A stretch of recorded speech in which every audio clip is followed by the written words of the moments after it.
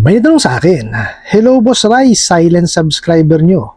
Sana po ma-feature nyo po sa channel nyo. Just yesterday po, pinadalan po ako ng food delivery ni Bugok na Ola. Po, worth 3K. Hindi ko po inaccept kasi di naman po ako umorder. Natatakot lang po dito, baka kung ano-ano po ipadala nila. Ano po ang advice nyo sa mga ganito? Please hide my real identity po. Thanks and God bless. Alright, napakagandang katanungan po nito. Pero bago ho natin sasagutin, imbitahan ko ho muna sana kayo na pakisuportahan po sana aking mga social media accounts sa YouTube, Facebook, and TikTok. Ayan, no? Tumira na naman po, di ba? Actually, matagal na ho nilang ginagawa ito, no? During pandemic days pa, no, na talagang o-order yan, no? Tapos papadala sa inyo, magugulat na lang kayo, merong mga dumarating na delivery. Okay? So dito po sa topic natin ngayon, alamin natin no kung ano ho ba yung mga dapat nating gawin no regarding diyan sa mga delivery na ganyan. Pero bago ho yan, disclaimer po muna tayo. Hindi po ako abogado. Ako po'y maniningil. Lahat po na sinasabi natin sa ating channel is based on my experience at syempre po sa ating pagsasaliksik at sa tulong na rin po at paggagabay ng ating mga kaibigang abogado. At isa pa po, hindi ko po kinukonsinte ang hindi pagbabayad ng utang dahil ang utang po is obligasyon na kailangan natin bayaran. Ang hindi po ako pabor is doon sa maling pamamaraan ng pagpapautang at maling pamamaraan ng paniningil. Sagutin po natin itong katanungan na pinadala niyo po sa akin. Okay, so sabi niyo nga po no na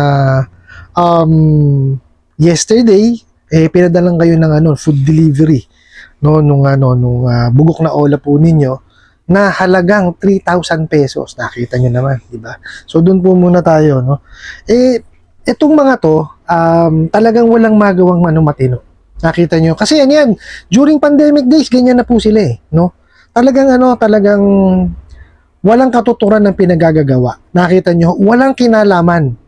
Yung food chain, at lalo na yung food delivery, yung rider. Kasi ang masama dyan, baka mamaya, i-charge dun sa delivery rider. Pero sa experience ko naman po kasi dati po akong service crew, sorry po. Hindi naman po i-charge yan, no? Ang lang nga diyan is so syempre ang gagawin diyan, mawi-waste 'yon. Pero yung iba ho kasi kumbaga ibinebenta po yan sa sa empleyado sa mas mababang halaga. So yung na po ang diyan, ang kumbaga ang nalugi diyan is yung food chain, hindi naman kayo. Kasi tama naman yung ginawa nyo. Ba't nyo i-accept ang isang order na hindi naman kayo ang umorder? Di po ba? So parang yun ang maling-mali na gagawin po ninyo kung i-accept nyo siya. Kasi parang kinusinti nyo yung ginagawa sa inyo itong mga bugok at online learning apps na to. Kasi tingnan nyo hindi ko makuha yung logic Bakit? Bakit order, di ba? Tapos papadala sa inyo. Hindi naman kayo maapektuhan nun. Di po ba? Kasi hindi nyo lang naman tatanggapin yan Di po ba? Ang apektado doon is yung delivery rider kasi nga naabala siya. Una yon. Pangalawa, syempre po yung food chain na pinag-orderan o kung ano mang restaurant na pinag-orderan yan. Di po ba? Kasi lalabas yung legitimate order. Kaya lang, unfortunately, maliho yung pamamaraan ng ginagawa nila ng mga bugok at abusadong online lending apps kasi o-order siya sa fictitious na Kasi wala naman kayong wala naman kayong order, di po ba? So nakakaawa lang talaga yung food chain kasi sila ang magsasuffer nun Akala siguro nila yung mga delivery driver, hindi po. Naabala siya, yes. Pero kasama kasi sa trabaho niya na i-deliver yun Malay ba nung delivery rider na yun? Na wrong booking yun o peking booking yun? Di po ba? So wala akong yun. Kayo wag ho kayong kumbaga makukonsensya. Kasi wala naman kayong ginawang masama Di po ba? Kasi ang may kasalanan doon, ang may konsensya doon is yung bugok at abusadong online lending apps. Okay? Tapos sabi niya po dito na natatakot na kayo kasi nga baka kung ano-ano talagang ganun. No, ihanda na ho natin ang sarili natin diyan sa mga bugok kasi hindi natin kontrolado mga kalokohan at katarantaduhan yung mga yan. No, kasi nga walang bawi No, hindi sila hindi kasi sila marunong maningil Itong mga to, kung sila no, ginagawa lang yung tamang pamamaraan ng paniningil. Hindi nila kailangan mag-resort sa ganyan. Nakita nyo ang daming oras, nakakapag-book pa ng ng order. Ibig sabihin, walang ginagawa sa opisina yan. Diba? Nakuha pang magpa-deliver. Nakita nyo, tingnan nyo lang ha. Kung 100 yung tinatawagan niyang kliyente na ganyan. Oh, diyan napakaraming oras niyan. Diba? Lintik yung pang-aabalang ginagawa. Oh. Kaya wag ho kayong matatakot. Pero talagang ganyan ang gagawin niya. Puro katarantaduhan lang. No? Either yan, tatawagan kayo ng oras ng gabi, di kaya alanganing oras. Mumurahin kayo niyan, iaharas kayo. Tatawagan, pati ho yung mga nanakaw nilang contact list ninyo. Okay? Pati yun, sisingilin, mga siraulo yan. Ipopost kayo ng puro kawalang yaan sa social media, no? Sa mga pages po ng mga tawag dito, let's say buy and sell sa page ng barangay po ninyo. Puro ganyan ang kawalang yan ang gagawin yan. Pero yung sabihin yung maniningil lang maayos, malabo pa ho sa alkitran. No? Hindi ho tutungtong sa bahay niyo yan. No? Which is the traditional way po ng paniningil. Nakita niyo ho, puro perwisyo lang talaga kasi nga ho, sinimulan ng amo nila mismo eh. 'Di ba? Kasi yan, kung tama yung pamamaraan ng pagpapautang nila, ay hindi na ho aabot sa ganyan. Kasi ho, unang-una, malalaman nyo kagad kung magkano yung responsibilidad ninyo. 'Di ba? Kasi ang responsableng nagpapautang, ganun eh. Dapat pinapaalam niya doon sa kanyang sa mga nanghihiram sa kanya na, ito lang ho ang napahiram namin sa inyo, tinatanggap niyo po ba? 'Di ba? Pagka sinabing tinatanggap, okay. Sabihin nyo ngayon kung magkano yung interest rate na idadagdag, magkano ibabawas sa processing fee, magkano yung magiging amortization, ganong kahaba yung magiging termino. Yun po yung responsableng pagpapautang. No? Batas yan, the Truth in Lending Act, which is hindi nila ginagawa kasi pag ginawa nila yan, walang manghihiram sa kanila. Sino hong luko-luko at nasa katinuan? Ha? Ang papayag, no, sa 1,000 pesos, 500 lang makukuha mo. O, tapos ibabalik mo, doble, 2,000. Diba? Sa loob ng 7 araw, talagang walang manghihiram sila. Alam nila yun. Kaya hindi ho nila dinidiscuss yan sa kanilang mga kliyente. Di po ba? So, mali na kagad yung pamamaraan ng papapautang. Diba? Puro paloko-loko, scam ang dating eh. Di po ba? So, ano ho ang pupuntahan? Siyempre, walang yang paniningil. Di po ba? So, mali din yung pamamaraan ng paniningil. Nakita nyo po, naglabas na po ang SEC ng Prohibition on Unfair Debt Collection Practices. Inilista na kung alin yung mga bawal. Yung pa sinunod, nakita nyo ho? Di ba? Paano nyo sasabihin marunong umintindi ang mga yan? O, isa pa. Tatawagan nyo yung number na pinantatawag nila. Hindi nyo makukuha. Magri-ring, pero walang sasagot. Tatawagan nyo yung customer service, walang alam. 'Di ba? Pagka naman tinawagan kayo at manghihingi kayo ng konting palugit, hindi. Hindi papayag yung mga yan. One-sided nga eh.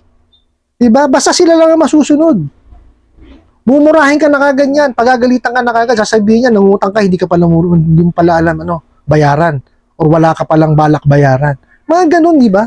Nanghihingi ka nga ng tawag dito ng konting palugit eh. Di ba? Para mabayaran siya, tapos sasabihin sa'yo kung ano-ano na. Balasubas ka, di ka marunong di ba? Kasi one-sided lang ang communication sa kanila. Sila lang. Sila ang nasusunod. Which is mali. Di ba? Kasi nga, walang structure. Wala silang policies and procedure. O, di ba? Hindi nga natin alam kung nagbabayad ba ng tax yung mga bugok na yan eh. Di ba? Marami hong nilabag yung mga yan, sa totoo lang. No, kaya nga nakita nyo, pinaghahanap, hindi makita. Pagka pinuntahan do sa nilagay na address, sa registered address, wala. O di ba? Yan, lukuhan? Pwede bang gano'n, magtatayo ka ng negosyo, wala kang opisina? O.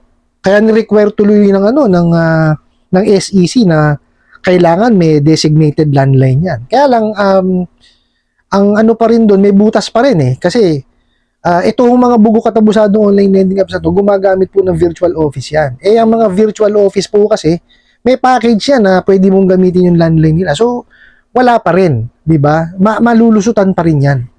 No? So ako suggestion ko lang po, talagang kailangan 'yan is isa-isahin na i-check at kailangan niyang puntahan. Ngayon, pagka magre-renew na ulit ng tsaka nila i-flag. Huwag nang pag-renewing. Ganun lang dapat siguro. Ako sa tingin ko, yun ang yun yung magiging kasagutan diyan. Okay?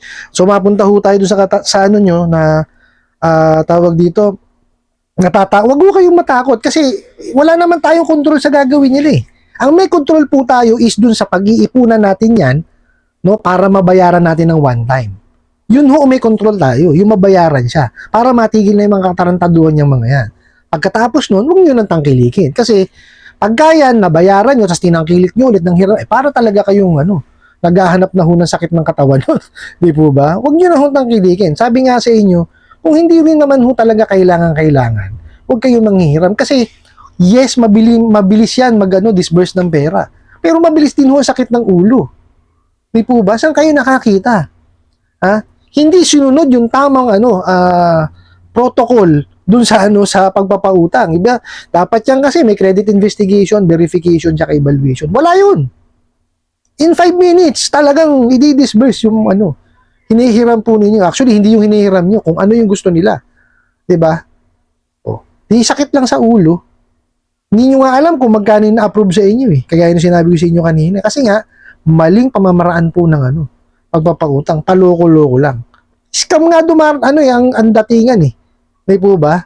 Kaya kung ako sa inyo, wag ho kayo manghihiram dyan sa mga yan. Doon ho kayo sa mga legitimate na lending, financing banks. O di kaya sa bank. Sa bangko ho kasi yes, matagal ho manghiram sa bangko. Marami hong documentary requirements ang hinihingi. Pero nakita nyo naman ho. Diba? Ini-explain ho isa-isa. Diba? Hindi lang ho yun, bago ma-explain yan, aalamin kung talagang kaya mo na bang kaya mo na ba yung responsibilidad sa pagpapautang. Diba? Hindi, kasi ang iniingatan ho ng mga dyan, mga nagpapautang, kayo. Kaya nyo na ba talaga?